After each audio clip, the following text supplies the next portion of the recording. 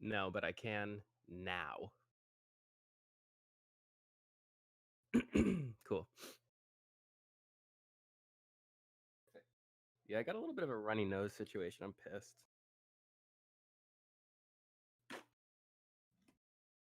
No, it's like, yeah, it just sounds kind of obnoxious, and then it.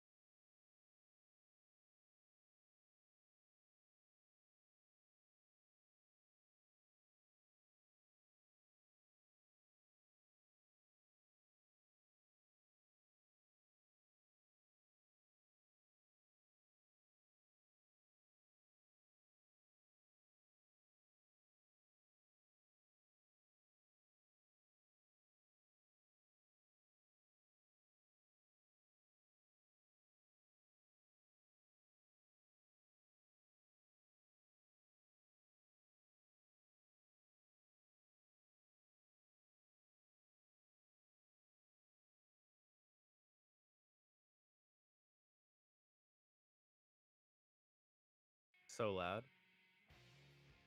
Are we live streaming too or nah?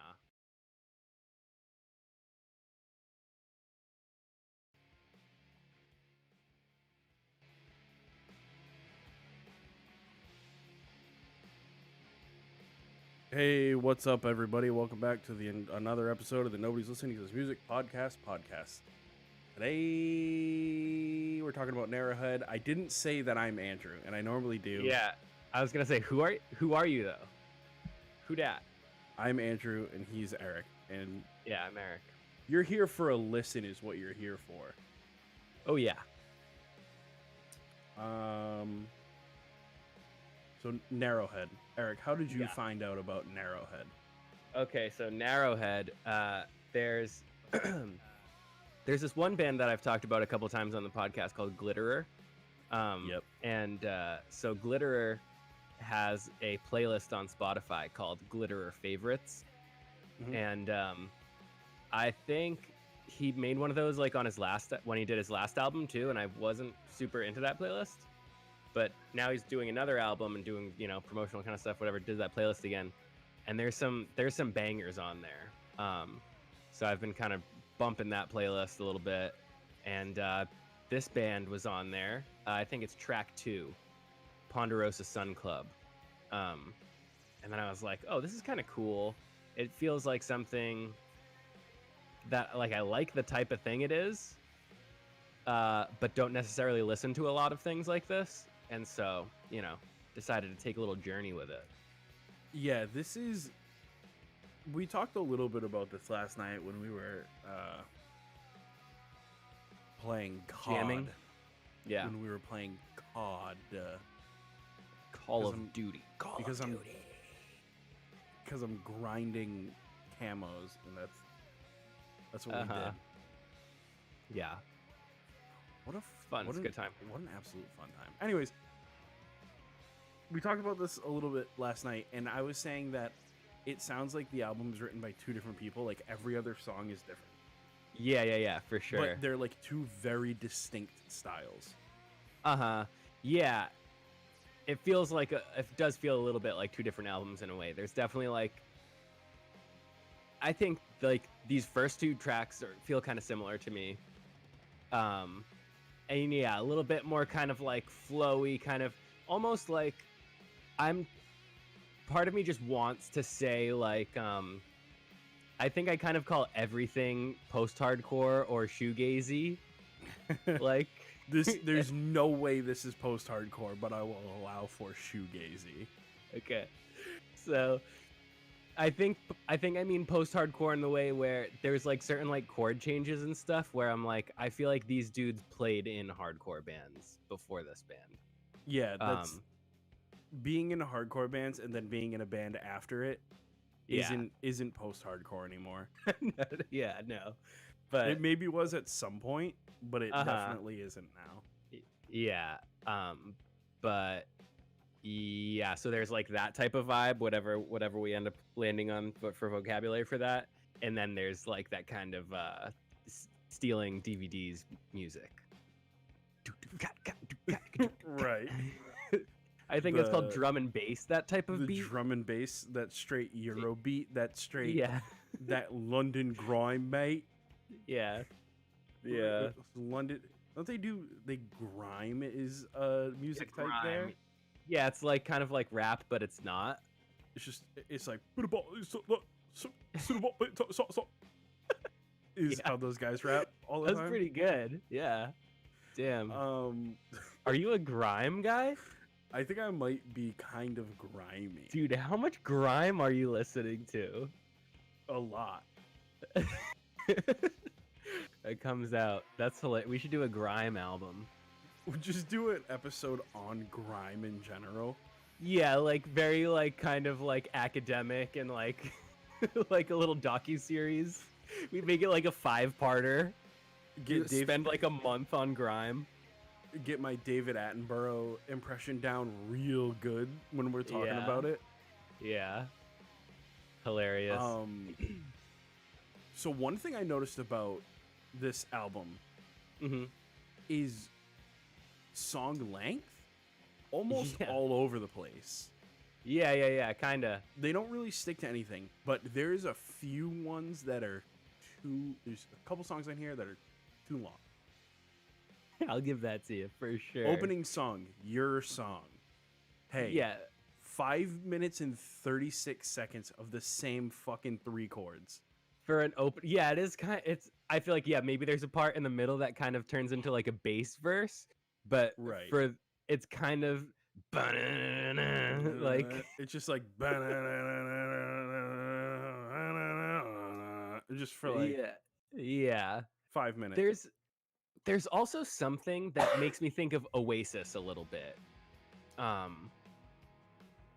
Like, I think it's, like I said, like the running, like kind of like just that moving forward rhythm type of thing, like tempo or rhythm or something. I don't know, and maybe a little bit of a vocal thing. It's funny that so the dude faint, from Title Fight would put this Ponderosa Sun Club song on a playlist because it just kind of sounds like a Title Fight song. Yeah, a little bit. That's probably why I like it so much. Yeah, I really like this one though, especially the way it opens, and this like the drums in this I like a lot. Um, super cool. Yeah. The singer also kind of reminds me of one of Uncle Dave's bands, Tiki Twins. Mm. The singer in that band a little. Did you ever hear them? Yeah, I think Dave might have wanted me to play drums in Tiki Twins at one point or another. I remember that little saga for a minute there. That would have been cool. But yeah, I like I dig it. I dig this. Yeah, I had a really hard time deciding what I thought about this album while I like the first few times I was listening to it, because it's like there's some stuff in here that's really reminiscent of stuff that I like. There's, like I said, they have some Deftonisms. I mean, but like who doesn't at this point? Sure. They did a little bit of that like post grunge kind of 2013 situation, little Super Heaven, little Citizen, little Balance and Composure feel. But then there's just some songs on here that step like way outside of that box. Yeah. And then I'm confused. And then I'm like, yeah. And now I don't like this, but I like the song.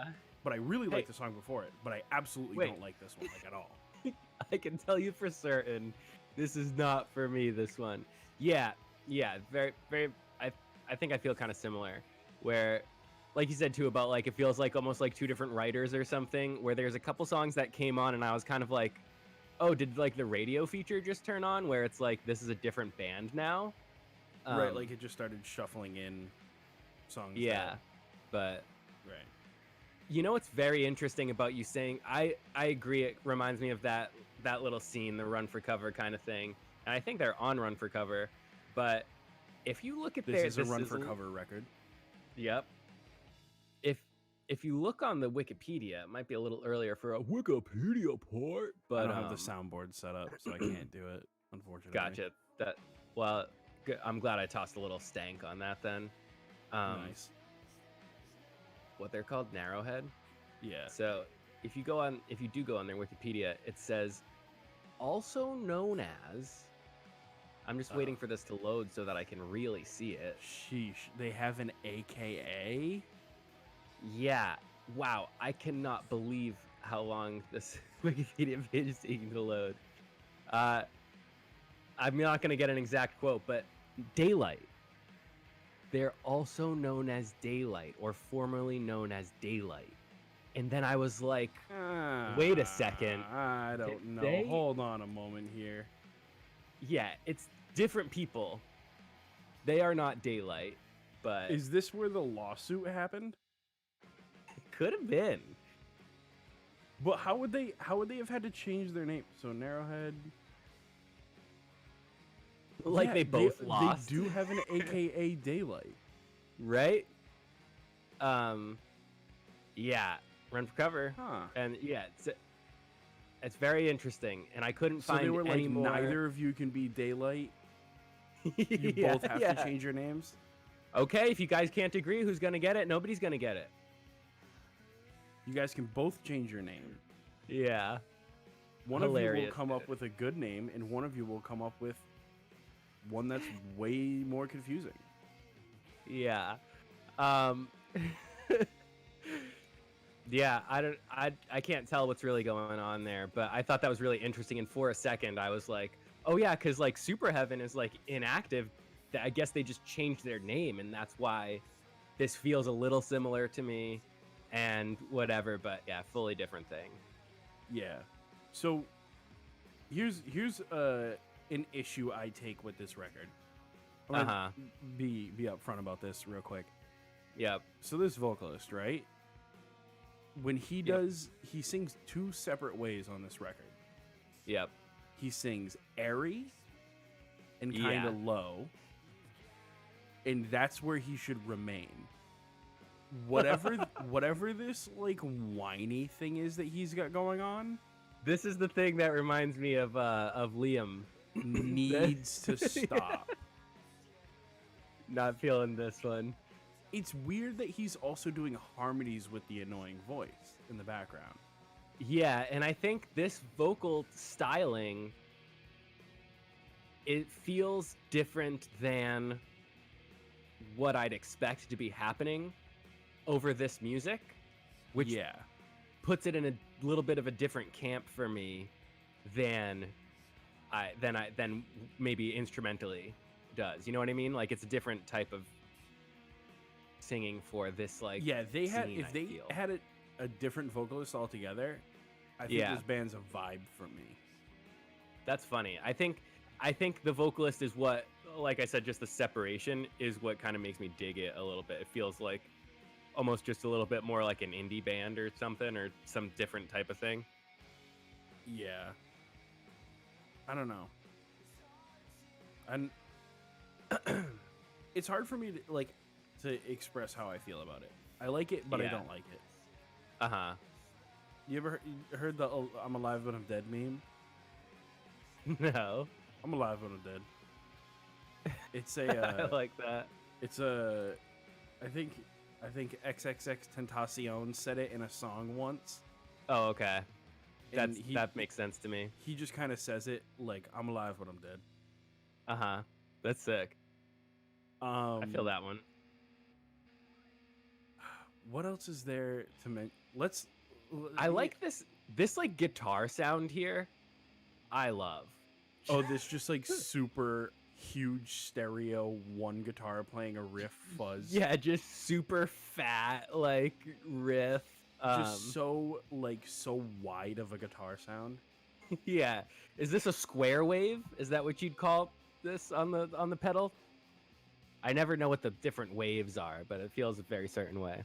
Yeah, it's a fuzz, but to me it feels very rounded. Yeah. Okay. Gotcha. Also, this is the title track basically, and it's a minute and a half. It feels almost like an instrumental. Yeah, it's shit like this that I'm listening to while I'm listening to this record, and just like, what the fuck is going on? What is this? What is this? It's like they were like, okay, guys, here's the tempo. And it was like, okay, everybody go into a different room and record whatever you want to at that tempo. Uh-huh. And just make sure it's like sort of around like D. Like D minor. Yeah, just kinda. And then we'll come back, we'll put it all in the same project, and bada bing, bada boom, we got a song. Yeah, we'll just jam. It's a jam, but we're not jamming together, but it's a jam. Right. Jam true to yourself, and then we'll put it all together. Yeah, jam your truth. Absolutely jam your truth. What do you think of Hard to Swallow? This track here. It's more in the you like it part? It has the vibe. It's got all the moving parts to be a song that I like. Uh-huh. But somewhere in here they're gonna do something where I'm like, well, I don't know about that choice. But yeah, no, for the most part I'm liking it. Uh-huh. Cool. Oh, and I wanted to mention for anybody watching the video podcast, I made Eric do this right before we got on. We both wore unreadable. Well, his is more readable, but a little more legible. Deathcore font stuff. Mm-hmm. He's wearing ye old Phoebe Bridgers, and I'm wearing a Traitors hoodie. Yeah, we were just talking about her performance on SNL too last night. Yeah, and I don't get it. What is she on that she thinks she can smash a guitar on live TV, dude?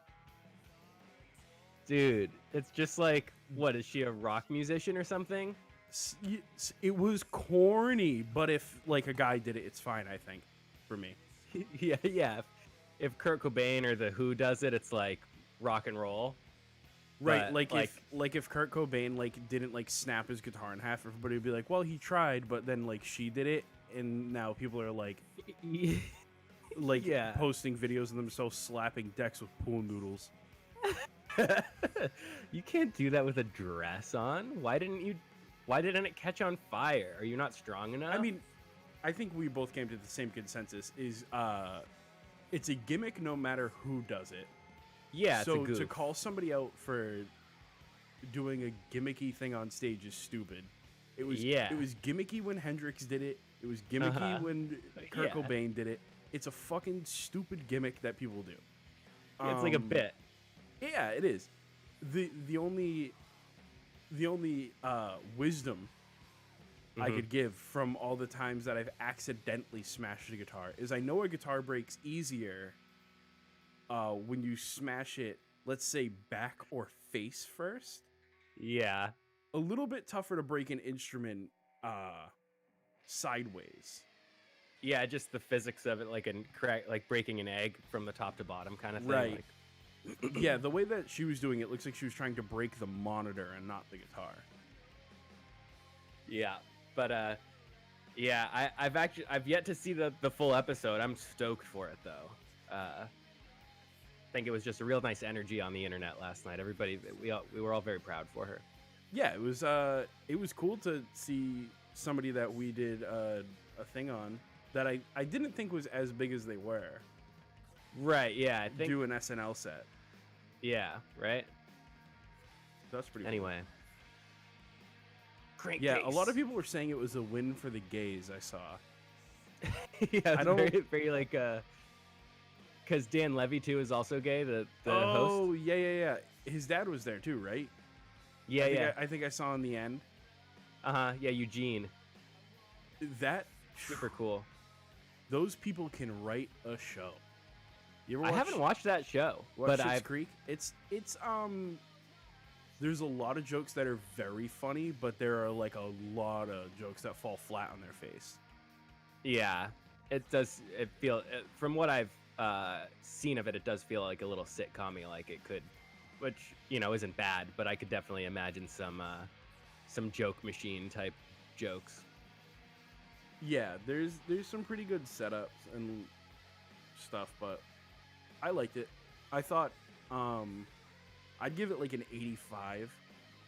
It's funny, I feel like it really blew up like to next level status on its last season. Yeah, like where it won like awards and stuff. Like I remember hearing about it like being good when I moved in here. So that's like 2 years ago. And then I like tried to watch it and it just didn't like stick with me. Yeah. And then I watched it again pretty recently and I was like, oh, this is pretty funny. And then I like got sucked in. Yeah. Yeah, I've heard from many people that I dig it. So I think it's about time I check it out. That's pretty good. Yeah. I think I like this song Nodding Off a lot, if I remember correctly. Like when I was listening to this, I was not paying attention to the track list, so I have to like hear the songs. Yeah. Yeah, no, this is one of the ones that I like. Yeah. Because this is what I wanted the whole record to be. Right. Yeah, I think ultimately like slow sludge. Yeah. Yeah, totally. I think ultimately this is like there's like a couple. Yeah, this album has a couple songs on it. And this is one of them. We should do like just because you're liking this, we should do like a Deftones record next week. Yeah, that'd be cool. I feel like I'm in like a shoegaze Facebook group. Nice. And yeah. Buying a Jazzmaster soon, or?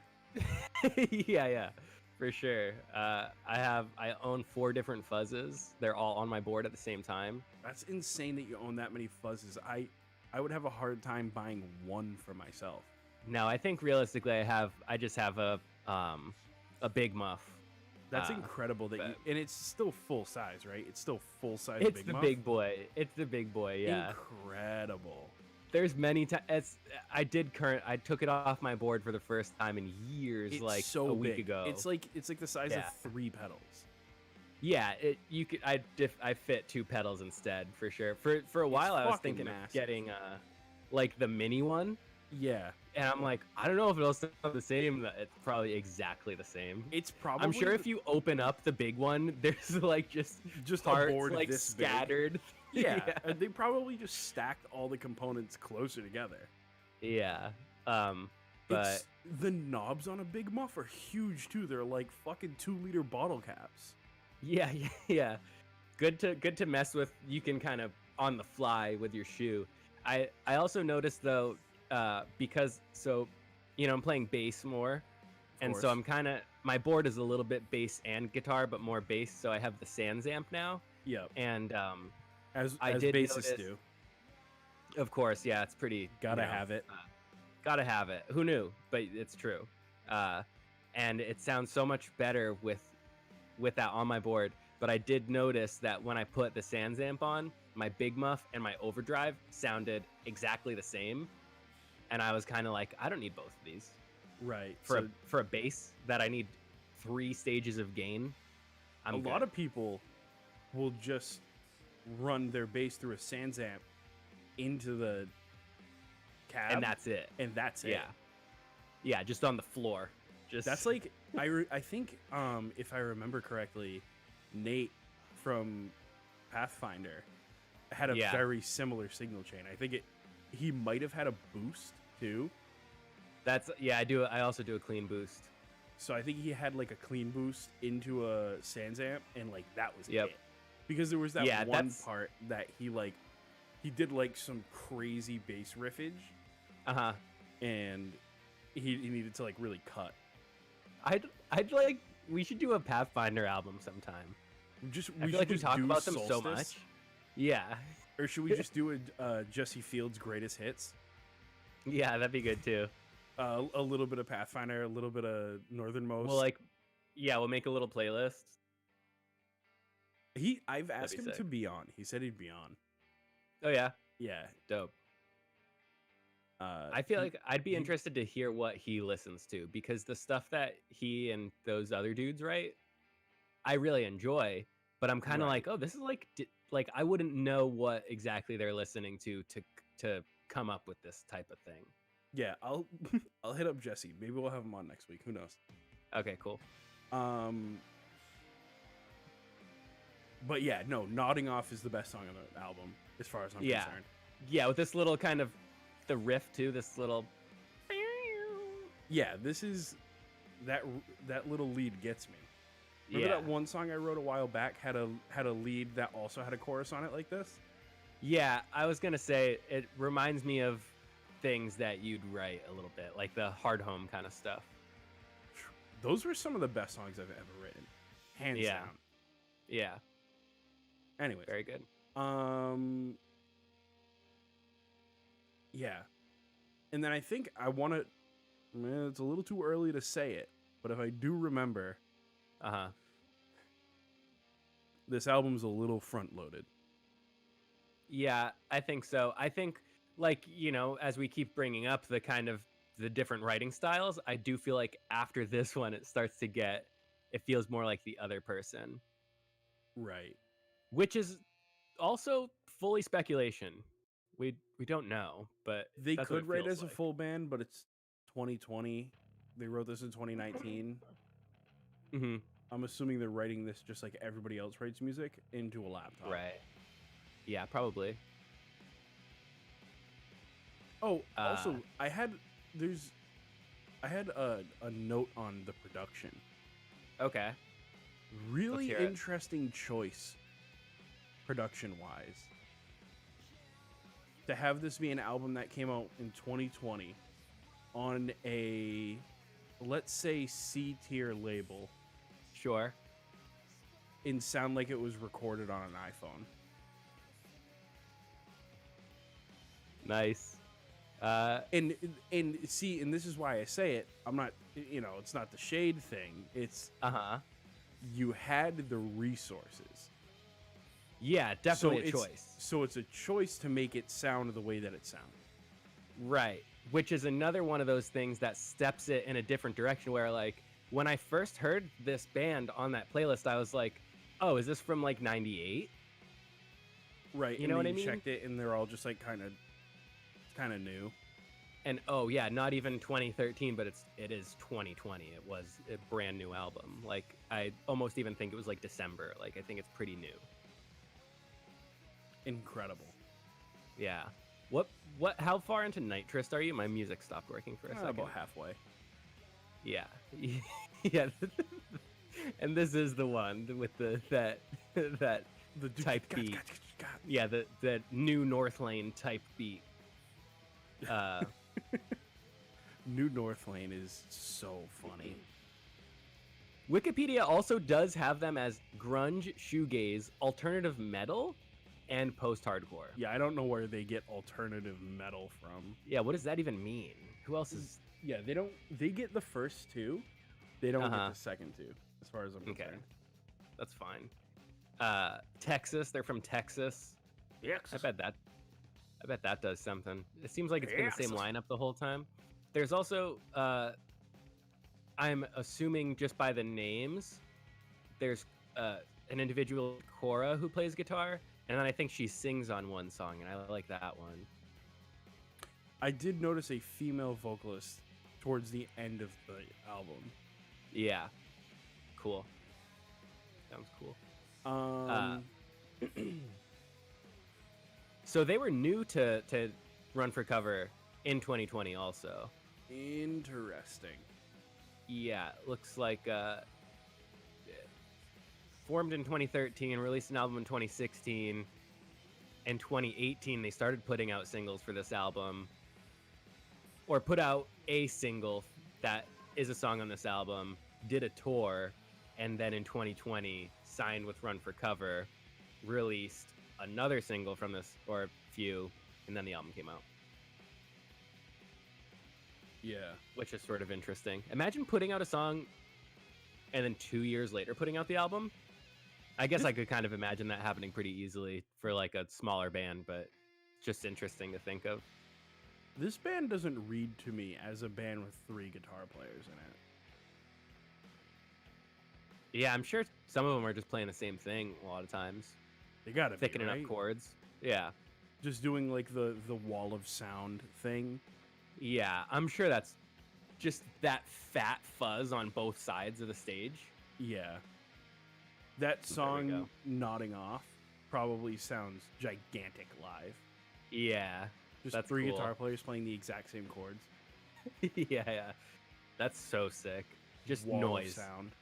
I was just thinking yesterday that I'd love to incorporate as like, it's funny, like I'm playing bass in the band I play in now, but obviously this is the only project I'm part of that like plays, or I guess in general, but like, so I'm kind of just, any musical idea I have, I'm like, how can I do that with this band? And I'm like, last night I saw an ad for like an ABY switch, and I was like, and you were like, I need to play out of a few amps. I think I need an amp on either side of the stage. Do you remember when we saw? Were you there for that one band where that guitar player did that at All About? They were maybe they were a 4-piece. So there was a bass player. The singer played guitar for like half the set, and then the other guitar player played guitar, obviously. And then when he put down his guitar, there was like a 1 millisecond or like 2 millisecond delay. Yeah. In between the ABY, and he took over the singer's amps. Oh. And was playing through 2 full stacks. That's so cool. And it was crazy. I remember when it happened, I saw him hit the pedal, and then I heard him coming through both, and I was like, what? Excuse me? Were you there when Threads played? Yes. Yeah. It was that same cool. It was that same day. Okay. There was another band. It was 2 orange full stacks, so I don't know how you're not remembering this. I was just so blown away by Threads, dude. Threads was real good. You know, it's another band that I think I mentioned them on the podcast too before, but similar kind of thing. They were called Class Picture from Maryland. I feel like I remember them. I remember thinking they were so cool for some reason. Like, I've like gone back to their EP a few times, and it's very much something that I like for like smaller local bands, like kind of, you know, a little punky, a little kind of noisy, and pretty emo. We gotta do Anyone Anyway, but I wanted to have them on. That'd be cool. And they won't respond to me. So we'll have to pull some strings. We got to know somebody who is in constant communication with those guys, right? yeah, I think the Familiar Spaces guys know them, but Yeah, there's friends of friends for sure. yeah, not only friends of friends, but like I dealt with them on friends. multiple like Yeah. like at All About. So Uh-huh. should be easy, but it isn't. They listen, but they won't respond. Please, come on. Yeah. Oh, but anyway, what I started to say was I'm on that shoegaze Facebook group, and for a while, for a couple months, I noticed in like groups like that, like I'm also in like some film groups or whatever and stuff, and I think that's kind of what I use Facebook for now, is like groups like that, like kind of almost message board style stuff. But I notice like on things like that, there'll just be like for a month, everybody will post about the same thing. And then it's like we're all talking about swollen pickles. We're all talking about blue skies. Yeah, we're all talking about Deftones. We're all talking about Uncut Gems and the film thing. You know, like, and it'll just be like, oh, okay, I can stop paying attention to this because it's just been the same thing for. But yeah, okay, I'll just mute it. Yeah, but so then I started to be like, oh, I guess like Deftones is maybe something that I'd be into, or like, you know, for fans of such and such, like that's another avenue I should go down. And if you're saying this is a little similar, I think because you kind of listen to Deftones sometimes, right? I feel like I remember you sending me some songs. I took a run through Deftones because everybody was like Deftones is good, so I was like, okay, well now I'm like sick of hearing that. Yeah. And being like, well, I haven't ever heard them, so. Oh, I've heard of them, but I don't know them. Right. The classic line. Oh, I know the name. Like yeah, I know the name. Like I've been beaten over the head with the name, but I've never heard any of their music. Yeah. What I usually say is, oh, I'm not super sure if I bet I'd know it if I heard a song, but yeah, I don't know off the top of my head. What was that? That's what I say when people ask me if I know a band that I don't really know. Mm-hmm. I just got a text message from friend of the show, he who will not be named, leaves reviews sometimes, tells me that I should listen to other stuff. Just texted me. I saw it on my phone. Said, where do you get off talking about Cole like that? And I was like, does he mean J. Cole? And I don't remember what I said. So I'm gonna have to navigate that later. Okay, yeah. Is Cole a member of a band that we were just talking about? No, I think J. Cole. I think I must have said something about J. Cole that he's not agreeing with. It's not sitting well with him. Oh, I could almost imagine you talking about J. Cole. Yeah, a few months ago, right? Yeah, I think I had positive things to say. I think I might have said, oh, you know what I definitely said? What? I definitely said something to the effect of, I don't get the hype. Yeah, yeah. That it's like fine, basically. It's like fine, and people like are like he's a lyrical virtuoso. Right. And I was just like, he's not. But yeah, I kind of remember this. That's funny. Yeah, but now this record does this thing for too long. So, Wastrel, is that what that is? Wastrel? Yeah, who knows, you know? Okay. Then, dude, better names. Get better names. So, pretty much after Night Trist, right? Trist, I think. Night Trist? Oh, nice. Yeah. Oh, get it? Like nitrous. Like in your car. Nice. Like you're going fast. They're good with those, where you don't really realize it till you say it out loud. Anyways. Like, also, Narrowhead is like Arrowhead. Night Trist. So, from just about there on, the record is just this, like, quiet bass and drum, like, just drum bass. Sort of like a little drony kind of. Sounds like the intro to a 90s alternative record. Yeah. This type of thing, I don't know where I am on it. It's like I I think it's cool, but also sure. like, yeah, I wouldn't really like seek it out, but it's like, it's chill that it's happening kind of thing. But I don't think I'd ever really intentionally put on something that sounds exactly like this. I'd put something on that sounds like this, but when I expect it to sound like this, not after like 7 songs of like driving guitars. Yeah. That's interesting. Yeah, I'd say I like the first half of the album. Back half, not for me. Gotcha. That's fine. It's chill. Yeah, this reminds me of almost like a Sonic Youthy type thing too. I think that could be generalizing because it's a girl singing over some noisy stuff, but it like does that type of thing for me. Her voice, like Kim Gordon. Yeah, and Cora with a K. I've literally maybe that's what she's going for. Right. Their whole life was this, leading to this moment. This vaguely sort of, I guess Sonic Youthy, just because she is a girl singing in a band that sounds like this. What was I gonna say? Yeah, I don't know. I have nothing else to say about this record. Okay, I am run dry. Okay, we've said all. It's like this that Portlandia bit where they like Pitchfork, the website there, and there's 2 different versions of this bit. There's one where it's like, I forget the episodes really, but it's like it's just a shot in the office of Pitchfork, and then they like take off their headphones or like, you know, kind of close their laptop, and they're like, I think we've said all there is to say about music. I have seen that.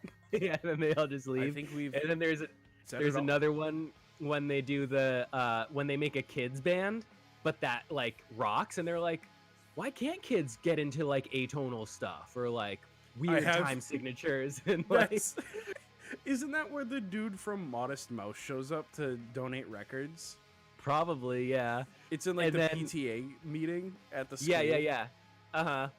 And then there's like kids Pitchfork, and then it's kids at the office, and then they say, I think we've said all there is to say about kids music. That's so funny. Yeah, I really love that they recycled a bit. Yeah, I've definitely overwatched it at times, and I think it's tough for me to watch it sometimes now, but I often think of going back to it again. Have you watched the documentary now? Yeah. I love those. Did you watch the one that I said was not Talking Heads? I don't think so. Thing? No, but I looked it up. I found the one. Dude, it's so funny how it is that, but I didn't know it when I was watching it. Right. That's hilarious. I was like, what a funny and original idea. Funny and original. And not like they're just doing a bit on how the eccentric vocalist expanded the band without consulting anybody else. That's so funny. And as that show goes on, there's just progressively more people on stage. Yeah, it gets up to like 10 people on stage. Oh, man. So, yeah, I have to give you an album now. Yeah, for sure. And I think the easiest thing to do here... Yeah, this song Bulma was the single from 2018. Interesting. So this one, I'm guessing, is older than the rest of the album. It sounds a little bit more like the first half of the album, sandwiched between a 6-minute and 8-minute song. So, you know, that's saying something, I think. I also like that this is 13 tracks, and the last one is just 8 minutes. They were like, let's just toss a jam track on, actually. Fuck it. I can't decide whether I should give you Around the Fur, which is the 1997 release, or Uh-huh. White Pony, which I think is their like more well-renowned release. Okay. But the thing That's is, 2020 though, or that's deluxe. that's deluxe. It came out in 2000. I think Okay. my favorite Deftones song is on Around the Fur, though. Okay. Oh, I know that art for sure. Be Quiet and Drive is... That's real good. Cool. Yeah, let's do that. There's a 37-minute thing. What is that?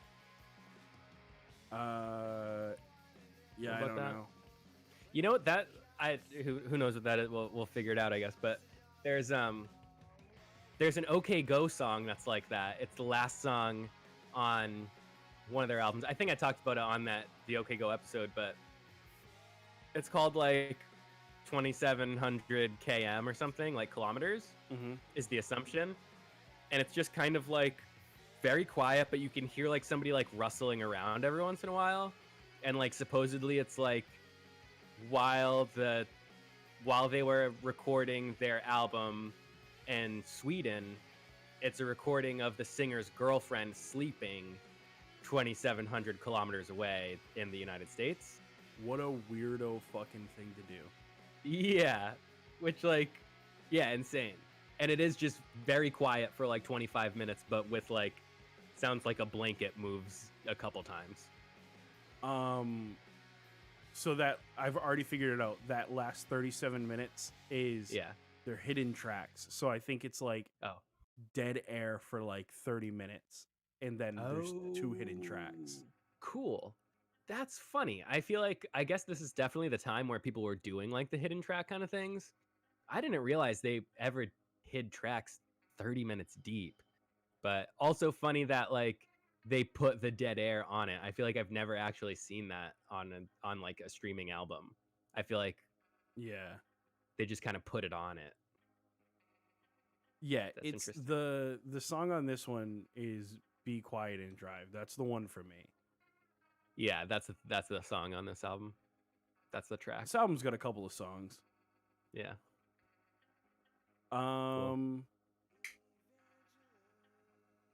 We have to at least stretch until the album's done for editing's sake. I was gonna say you could just kind of like run out the end of the song, let people ride it out. What is? Oh, hey, you know what? This is music related, and we can talk about Yeah. this. I got Yeah, bone yeah. conductivity headphones. Okay. They just kind of like go around your head, and they like sit Yeah. like on like the Right. the like dangly thing on the inside of your ear. And it like magically pumps the sound into your head Yeah, more it's, through like vibration than actual speakers. We'll call this my my review of these headphones. Okay. My review of bone conductivity headphones by a guy who knows what he's talking about when it comes to headphones. Uh-huh. Sure. Yeah. How does that sound? Lo-fi. Sure. They do not sound great. Okay. However, if you're like listening to a podcast or an audiobook, after a while, your like brain retrains to hear it fine. That's interesting. It sounds fine. But if you're What would listening you to s- bass heavy music, Not gonna it's, be it. it's like they just shelved the bass. They were just like, your Okay. EQ curve is basically like, and then like Yeah. you get sound. Okay. So it's about there's about no frequencies cool. coming through those up to about 200K. So is there sound that comes out of them, or it's just So, the vibration? From Like I what guess sound is always understand, vibration. it's like speakers that like shake 2 things in there, and those like vibrate your head. Yeah. If you put them up really close to your ears without touching them to your head, you can hear sound in them. Almost like a record. Yeah, in a way. How magical is that? You know? Records what I'm talking are about? Vibration. Yeah, but even if your receiver is off, if your speakers are off, Yeah, you can If put your your ear really turntable, close. yeah, and the sound just like you hear the drums just come off the spinning record without it connecting to anything, and that's insane. Yeah. And then In all the production details of an album and tones and everything, it's just on it. It's in there. It's not Yeah. like just similar. It It's the whole is. thing. It's everything. Wild. Unreal, dude. That's magic. That is magic. You know, You know people what are my like, you know in what my first favorite- grade, the guy comes to your school and he says, "Oh, there's no such thing as magic. These are all illusions." No, And then there you is. go, "Wait, did you just ruin that for me already? I'm in first grade." There is magic in the world, and it is records. That's so funny. Wait a minute. I'm 5. Why did you do that? Yeah, why did you tell me there's no magic already?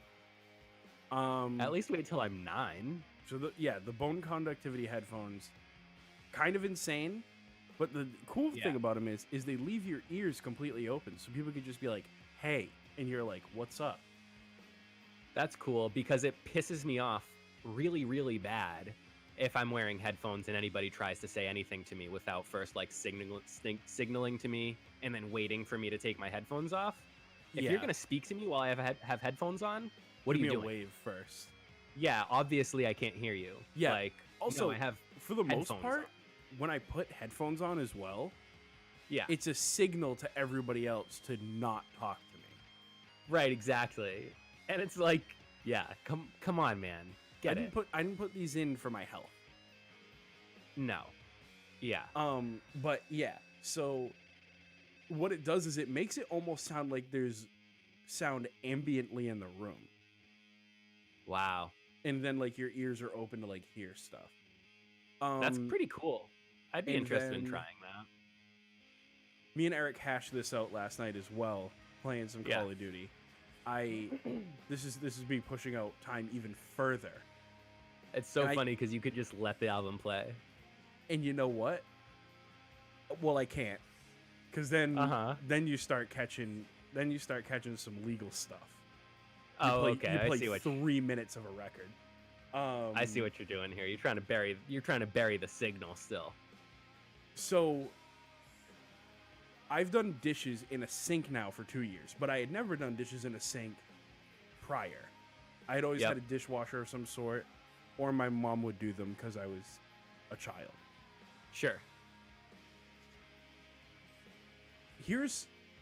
I feel like I gained some knowledge about washing dishes in a sink that maybe you know, maybe people know, Uh-huh. but maybe you're a 20-year-old guy who's moving out who's never really had to do dishes. And, Much like you once were. And I'm just going to save you the trouble. Yeah. Let's start from the top. The Dexter's Laboratory mom gloves. Real Big move. big yellow, I've wanted them for huge, years, up to yeah. the elbows. That's grip, first and foremost. Uh-huh. It's a little bit of protection, maybe from sharp things that you're cleaning. Nice. Yeah, knives. You can just reach in. And I would say mostly the water doesn't burn your hands as bad. Uh-huh. And it's protection from like the soap and all that kind of stuff. Yeah, I don't want to dry out your hands, all that. Secondly, a good drying rack. Uh-huh. Don't get one of the plastic ones with the tray. Because you're What lazy. are you rocking? You're lazy, Yeah. and I know you're lazy, right? And Mhm. I'm not talking to Eric, I'm talking to everybody. Yeah. You want to get the metal one, and then you want to just put a dish rag under it. Mm-hmm. And then when they're done drying, take the dish rag out, bada bing, bada boom, in the laundry, Okay. and that's how you do Yeah. it. Because Because the trays do get like gross. Like you kind of gotta. you're never gonna Yeah. clean it too. And I'm saying that because I know I wouldn't. Uh-huh. Because I It's had tough. one for like 6 Yeah. months and I threw it out because I didn't clean it and it was nasty. Yep. Fourth, am I on 4? I think Get so. a yeah. brush with bristles. Right. Don't just have just a sponge. You can Uh-huh. only break so much grime with a sponge. And you gunk it up. You Mhm. gunk it up if you try to get too much grime out of there. So what you're gonna want is The you're gonna want a scouring brush. side, yeah, it's gonna get all in It's there. gonna get fucking nasty. Yeah. So you want to brush it. So you can just go rinse it out. Now you you get the sponge, bada bing, bada boom. Yeah, it's all loose. It's loose. Easy. Yep. And good smelling dish soap. That'll really change your entire mental faculties while you're. It'll get your mental right. Yeah. It'll get your head right while you're doing dishes. Wireless earbuds too. If you've got a lot to do. Right. That'll be a big help. Yeah, that's huge. My addition last night to when we were talking about this was the pan scraper. I think is really good too. It's not necessarily takes the place of the hard bristled brush, but similar vibe. And you can kind of mess with the two, experiment a little, see what you like better, and it's good to have options. So I think it's a worthy note. Also, don't use a pan scraper or the bristle brush on non-stick. Right. Because you're just gonna fuck it up. Yeah, that's tough. I'm a big cast iron guy myself. Yeah. Most of my non-stick stuff has been swapped out for cast iron. Cool. Cast iron's a little high maintenance though. So see, I don't even do it the right way. I don't think so what I'll do is I'll cook on it. Yep. And then I'll let it sit on the oven to cool down. Of course. And then I'll just do sponge and water without adding soap. Correct. There was last time I moved, I did like soap clean it because I was like, oh, I'm cleaning all my dishes to move. I want to really clean this before I pack it. And it was unusable. There was no oils in the pan anymore. So then everything was sticking to it really, really bad. So I think that is part of the thing of not cleaning it is you need some oils in the pan. Yeah, you're going to want to get, so Lodge makes a cleaning kit, but what the cleaning kit really boils down to is just a brush with bristles on it, just to get chunks of grime off it. So you just fill it with water. Yeah. Get the gunk out.